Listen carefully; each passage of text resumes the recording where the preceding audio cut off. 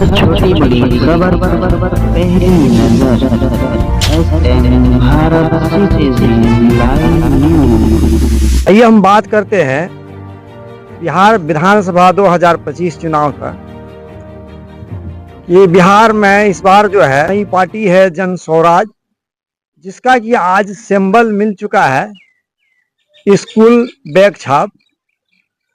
आइए हम बात करते हैं, ये मौलाना दानिश साहब हैं और ये समाज सेवी भी हैं और बहुत दिन से राजनीतिक से जुड़े हुए व्यक्ति हैं। बात करते हैं कि आपकी पार्टी जो जन स्वराज पार्टी है, उनको आज चुनाव का सिंबल मिल चुका है जो कि स्कूल बैग छाप है। इस पर क्या प्रतिक्रिया देंगे? पहले तो आपका और आपके चैनल का बहुत बहुत शुक्रिया। रही बात हमारी पार्टी के चुनाव निशान की, तो आज हमारी पार्टी को इलेक्शन कमीशन ने जो चुनाव निशान दिया है स्कूल बैग छाप। असल में हमारी पार्टी का जो स्लोगन है सही लोग, सही सोच, सामूहिक प्रयास, यही 3 नारे हैं हमारी पार्टी के, जिस पर हमारी पार्टी का पूरा बुनियाद खड़ा है। तो पहला नारा हमारा कामयाब हो गया, जीत गए। पहला सपना हमारा साकार हो गया कि सही सोच तभी पैदा हो सकती है जब हमारी नस्लों में, हमारे बच्चों में शिक्षा का मशाल जलेगा। सही तालीम, उत्तम तालीम, अच्छी तालीम जब हमारे बच्चों को मिलेगी तो हमारी नस्लों में सही सोच पैदा होगा। इसलिए कि इल्म रोशनी है और जहालत अंधेरा है। बगैर इल्म के कोई भी इंसान वो मिट्टी के ढेर के बराबर है। तो आज स्कूल बैग देकर इलेक्शन कमीशन ने ये संदेश दिया है कि जन स्वराज समाज में जिस तरह का बदलाव चाहती है, शिक्षा का जितना ऊंचा मकाम हासिल करना चाहती है, हमको उस दिशा में, उस रास्ते में इलेक्शन कमीशन ने पहली कामयाबी दे दी है कि स्कूल बैग दे दिया कि आप इस स्कूल बैग के द्वारा समाज को दिशा दीजिए कि बच्चों को एक रोटी खाओ, बच्चों को पढ़ाओ। इसी बात पर जो है आपके जो जन स्वराज के जो मुखिया हैं प्रशांत किशोर जी, चुनाव आयोग को धन्यवाद ज्ञापन किए हैं कि हमको बहुत बहुत धन्यवाद कि हमको स्कूल बैग मिला है। हम लोग भी तहे दिल से चुनाव आयोग का धन्यवाद करते हैं। सिंबल तो कुछ न कुछ मिलना ही था, कोई न कोई निशान तो मिलना ही था, लेकिन ये अच्छी बात है कि चुनाव आयोग ने हमको वो निशान दिया है जिसका हम स्लोगन समाज में दे रहे हैं, जिसका हम नारा चाह रहे हैं, या जिसकी क्रांति देखने का हम सपना देख रहे हैं कि हमारे यहाँ तालीम की ऐसी क्रांति आए कि हमारे बच्चे रूस, हमारे बच्चे बाहर विदेश पढ़ने के लिए नहीं जाएं। आज भी हमारे बच्चे, बिहार के बच्चे अच्छी तालीम के लिए, महंगी तालीम के लिए देश छोड़कर, बिहार ही नहीं देश छोड़कर विदेशों में जा रहे हैं और दिन ब दिन हालात खराब होते जा रहे हैं। कभी युद्ध का माहौल बन जाता है, बम्बारमेंट का माहौल बन जाता है। ऐसे में तमाम पेरेंट्स को, तमाम गार्जियंस को के घरों में एक तरह से मातम छा जाता है, सन्नाटा छा जाता है।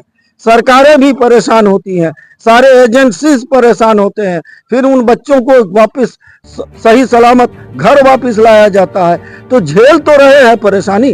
तो हमारा जन स्वराज का सपना है कि हम ऐसी तालीम का व्यवस्था करेंगे, अगर जनता ने हमको अवसर दिया, कि हमारे बच्चों को बाहर जाने की जरूरत नहीं पड़ेगी, बाहर के बच्चे हमारे यहाँ आकर तालीम हासिल करेंगे। मौलाना साहब, एक सवाल है कि आज जो है बिहार में नशा मुक्ति दिवस है, तो अब आपकी पार्टी कह रही कि हमारी सरकार बनेगी तो हम जो है शराब को जो फ्री कर देंगे। इस पर कुछ कहेंगे? नशा मुक्ति का क्या अंजाम हुआ पूरे बिहार में, ये किसी से छुपा हुआ नहीं है। नशाबंदी का क्या अंजाम हुआ, ये किसी से छुपा हुआ नहीं है। कहने को सरकार के फाइलों में नशाबंदी है, सरजमीन पर कहीं नशाबंदी नहीं है, बल्कि नशाबंदी करने से नशा आम हो गया, नशा महंगा हो गया, लोग घर घर नशा करने लगे। नई नस्ल पूरी तरह से नशा में डूब गई और सरकार अपना पीठ अपने ही थपथपा रही है कि हम नशा कर चुके हैं। वो आदम गोंडवी का शेर है कि तुम्हारे फाइलों में गांव का मौसम गुलाबी है, तो इनके फाइलों में बिहार का मौसम गुलाबी है, वरना नशाबंदी का कोई असर जमीन पर नहीं है। ऐसे में अगर नशा को खुला छोड़ दिया जाए तो कम नशा करेंगे लोग। और इतना ज्यादा शराब का तस्करी, इतना ज्यादा रोज, आज इतना 1000 लीटर वहां पकड़ाया, कल उतना 1000 लीटर वहां पकड़ाया, आज ये गाड़ी सीज कर ली गई, कल तस्कर को सीज कर पकड़ लिया गया। होता क्या है? वही ढाक के 3 पात। इसलिए हमारी पार्टी का जो सोच है वो जनता के हित में है। एक सवाल और कि आपका पार्टी कह रही है कि वो बिहार को बदलाव करेंगे, क्या बदलाव करेंगे? हर तरह का बदलाव करने का हमारी पार्टी का मंशा है, जद्दोजहद है। और उसके लिए क्या बदलाव करेंगे हम, आप भी पत्रकार हैं, लेकिन संजोग से आप भी पूर्णिया ही के रहने वाले हैं, यहाँ के ही नागरिक हैं, यहाँ के ही वोटर हैं।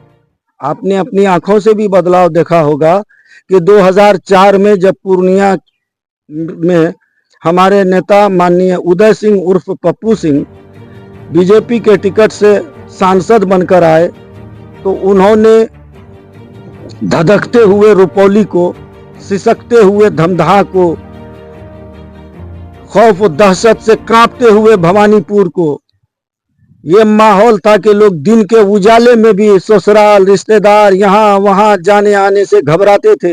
लोग मैयत मरकी मिट्टी में भी जाने आने से घबराते थे। लोग दहशत में जीते थे।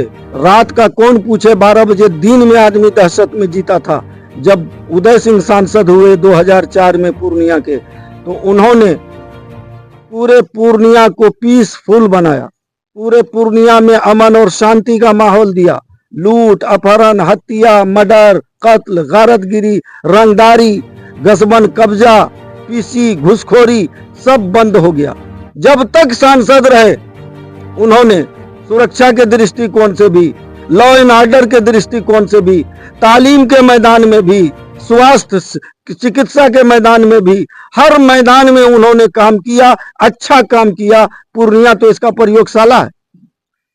एक सवाल और है कि आपके माननीय पूर्व सांसद उदय सिंह आपकी के पार्टी के राष्ट्रीय अध्यक्ष हैं, तो अब मतलब जो है अब तो राष्ट्रीय अध्यक्ष हो चुके हैं, आपको कैसा लगता है? बहुत अच्छा लगता है, बहुत खूब लगता है, इसलिए कि हम लोग माननीय उदय सिंह के साथ 2004 से पहले से आज तक बने हुए हैं। और उनके जैसा ईमानदार, उनके जैसा चरित्रवान, उनके जैसा कैरेक्टर का धनी, उनके जैसा जनता के प्रति चिंता करने वाला, उनके जैसा लोगों से प्यार करने वाला नेता हम लोगों ने देखा ही नहीं।